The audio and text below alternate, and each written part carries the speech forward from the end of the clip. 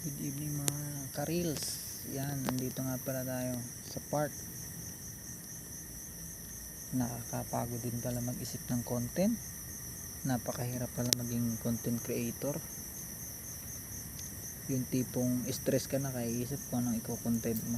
Pero anyways, enjoy mo lang yung ginagawa mo kasi hindi naman madali maging content creator talaga.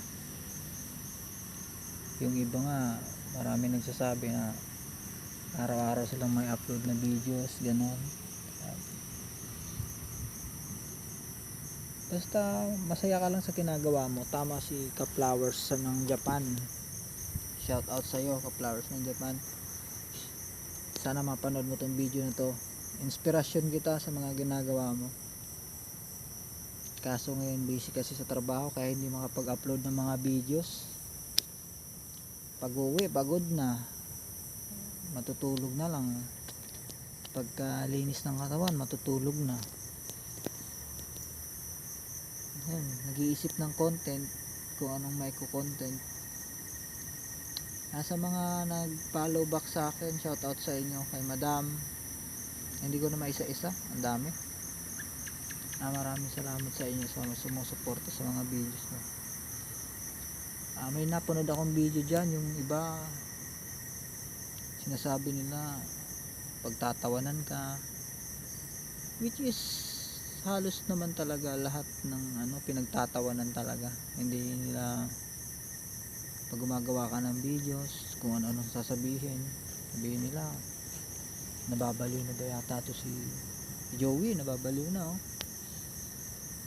nagbibideo.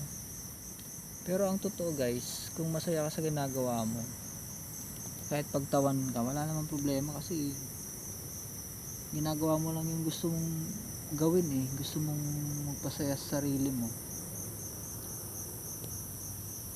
Saka hindi naman porket nagbibideo ka kaya nga content creator mag-iisip ka ng content mo kung ano ba yung content mo para mapasaya mo yung tao may upload ka sa reels mo. Ngayon nandito nga pala ako ngayon guys, mag-isa, nag-iisip ng content. Tahimik lang dito, sarap sa park, wala masyadong tao, nakaka-relax, healthy living ba, parang masarap ang hangin. Kanina umaambon kaya hindi nakalabas guys.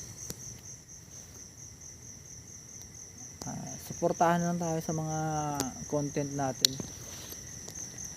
Salamat guys. Ito na lang muna.